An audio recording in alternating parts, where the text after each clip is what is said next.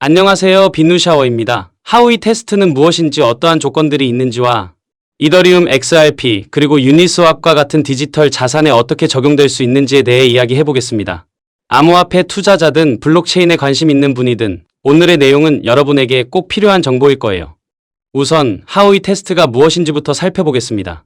1946년 미국 최고법원은 하우이 사건에서 중요한 판결을 내렸어요. 이 판결은 투자 계약이 증권으로 간주되기 위한 조건을 명확히 했죠. 간단히 말해 이 테스트는 어떤 투자가 법적으로 증권인지를 판단하는 데 도움을 줍니다. 왜 하우이 테스트가 생겼는지 스토리를 보겠습니다. 하우이 사건에서는 하우이 회사가 플로리다에 있는 오렌지 농장의 토지를 구매자들에게 팔았고 그 후 이 토지를 다시 구매자들로부터 임대받아 오렌지를 재배하고 수확하여 수익을 창출했습니다. 이러한 구조는 투자자들이 실제로 농사에 직접 관여하지 않고 단지 투자를 통해 수익을 기대하는 형태였기 때문에 미국 대법원은 이를 투자 계약의 일종으로 판단하고 이에 따라 증권법의 적용을 받게 되었습니다. 토지 계약. 토지를 판매함으로 돈이 생기고 그 돈으로 회사는 사업의 기회를 제공받게 되죠. 투자자는 토지를 구매함으로 투자를 하게 됩니다. 토지 재임대. 토지를 다시 임대받아 사업을 운영 및 관리하게 됩니다. 투자자는 임대에 대한 수익을 기대하게 되죠.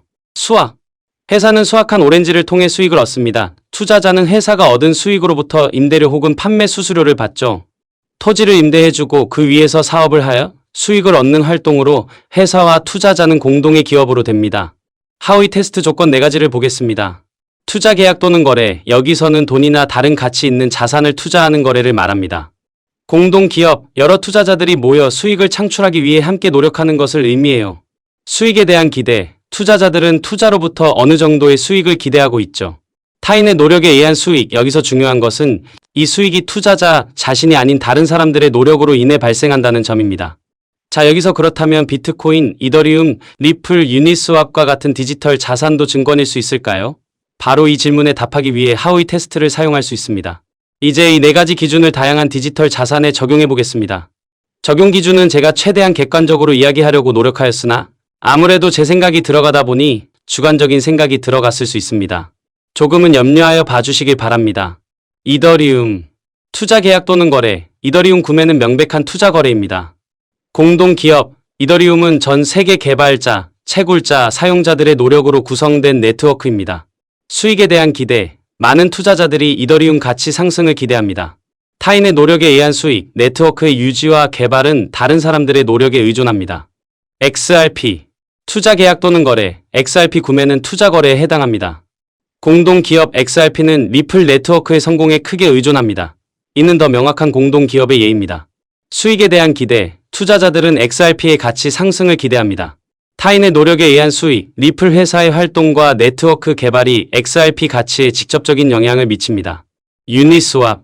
투자 계약 또는 거래. 유니스왑 토큰 구매도 투자 거래로 볼 수 있습니다. 공동기업. 유니스왑은 그 자체로 분산 금융 프로토콜이며 사용자들의 공동 노력에 의존합니다. 수익에 대한 기대. 투자자들은 유니스왑의 성장과 토큰 가치 상승을 기대합니다. 타인의 노력에 의한 수익. 유니스왑의 가치는 네트워크 사용자들과 개발자들의 활동에 의해 결정됩니다. 저는 이더리움, 리플, 유니스왑은 증권이라고 생각됩니다. 물론 증권이냐 아니냐의 판단은 법적으로 이들이 증권으로 간주될지 여부는 여전히 논란의 여지가 있습니다. 각각의 경우에 대한 법적 판단과 규제 기관의 해석이 중요할 것입니다. 비트코인. 투자 계약 또는 거래. 비트코인 투자는 명백히 자산을 투자하는 거래에 해당합니다. 공동기업. 비트코인의 경우 공동기업의 개념은 다소 모호합니다. 네트워크 자체는 분산되어 있으며 중앙 집중식 조직이나 단일 기업에 의존하지 않죠. 수익에 대한 기대. 투자자들은 분명히 비트코인 가격 상승을 기대합니다. 타인의 노력에 의한 수익. 비트코인의 가치는 네트워크 유지와 채굴자들의 노력에 영향을 받지만 이는 분산된 방식으로 이루어집니다. 이러한 이유로 비트코인은 하우이 테스트에 따른 전통적인 증권의 정의에 부합하지 않습니다. 이러한 이유로 많은 규제 기관들, 특히 미국 상품선물거래위원회는 비트코인과 같은 암호화폐를 상품으로 분류한다고 생각합니다. 이러한 분류는 주로 비트코인의 운영 방식과 그것이 전통적인 금융상품이나 증권과는 다른 특성을 가지고 있기 때문입니다. 비트코인의 가치는 내부적인 네트워크 활동이나 중앙 집중화된 관리 구조에 의존하지 않고 시장의 수요와 공급에 의해 결정됩니다. 지금까지의 분석을 통해 우리는 하우이 테스트의 4가지 주요 요소가 비트코인, 이더리움, XRP, 그리고 유니스왑과 같은 다양한 디지털 자산에 어떻게 적용될 수 있는지 살펴보았습니다. 이제 이러한 분석이 암호화폐 시장과 법적 규제에 어떤 의미를 가지는지를 이야기해보죠.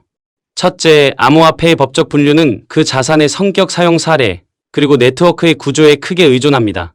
예를 들어, 비트코인은 그 자체로 독립적인 디지털 화폐로 기능하는 반면, XRP는 리플 네트워크와 밀접한 관계를 가지고 있습니다. 이러한 차이점은 각 자산이 하우의 테스트 요소들을 어떻게 충족하는지를 이해하는 데 중요합니다.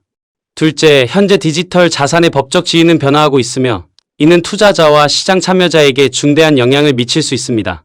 규제기관의 해석과 법적 판단이 변함에 따라 일부 암호화폐의 특성이 증권으로 간주될 수도 있고 그렇지 않을 수도 있습니다.